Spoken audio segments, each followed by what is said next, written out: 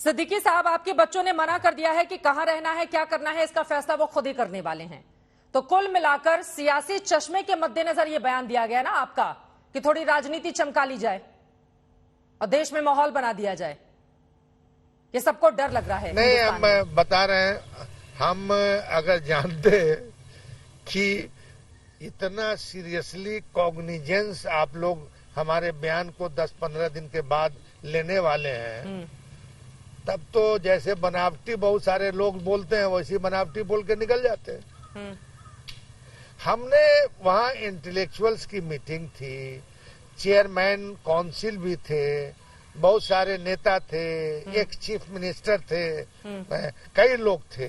सब लोगों ने वर्तमान परिस्थिति के हिसाब से अपनी अपनी बातें रखी। हाँ। उसी में मुझको भी मौका दिया गया तो मैंने भी अपनी बातें रखी और मैंने एक उस 45 साल से आप सत्ता में हैं सिद्दीकी साहब, तो ऐसी परिस्थिति बन रही है कि बहुत तकलीफ से कहना पड़ रहा है कि भाई बाहर नौकरी कर लो। अरे क्या परिस्थिति बन रही है? मिले तो आप जैसे इतने मजबूत नेता के लिए भी आप ये कह रहे हैं कि इस तरह की परिस्थिति बन रही है। बेटी हमारे पास रहे। हाँ, मैं ये सवाल आपसे पूछ रही हूँ, 45 साल से आप लगातार सियासत कर रहे हैं, 45 साल से राजनीति में हैं। इसके पहले तो कभी इस तरह का बयान दिया नहीं गया आपकी ओर से। कई बार बिहार के भी हालात खराब होते रहे, देश के भी हालात खराब होते रहे।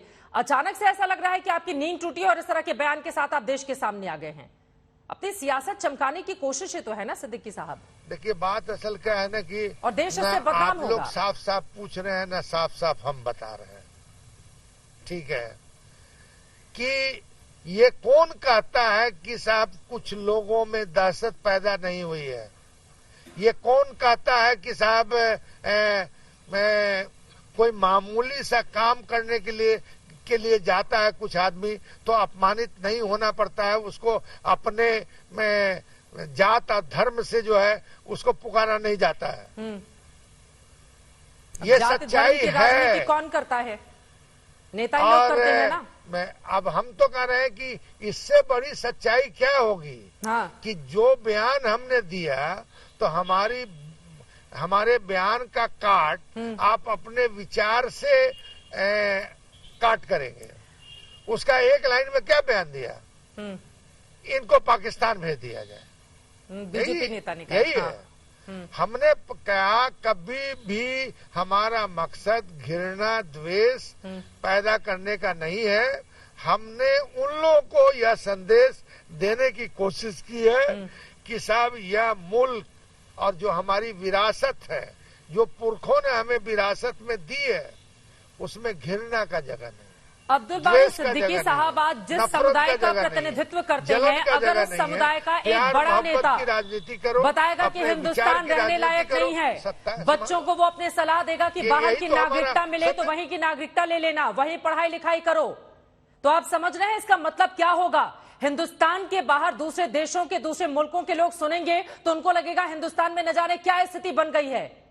अब चलिए जरा आगे बढ़ते हुए चलते चलते यही बता दीजिए, बीजेपी के नेता तो हालांकि पाकिस्तान का सर्टिफिकेट लेकर बैठे रहते हैं सबको देने के लिए, लेकिन आप बता दीजिए कौन सा मुल्क हिंदुस्तान के अलावा है जो आपको ज्यादा सुरक्षित नजर आता है? नहीं, आप तो हमसे ज्यादा पढ़े लिखे हैं और सारे समझदार हैं सब जगह का। आपने देखा होगा कई चीजों का अभी तो टर्न हो गया इधर। हाँ। आप जो है कई जगह के क्रिश्चियन कम्युनिटी के लोगों का भी बयान आया था बहुत पहले, उड़ीसा से लेके कई जगह का, सिखों का भी है। और दूसरा जो है मतलब इसको सिर्फ धार्मिक दायरे में नहीं बनाई है।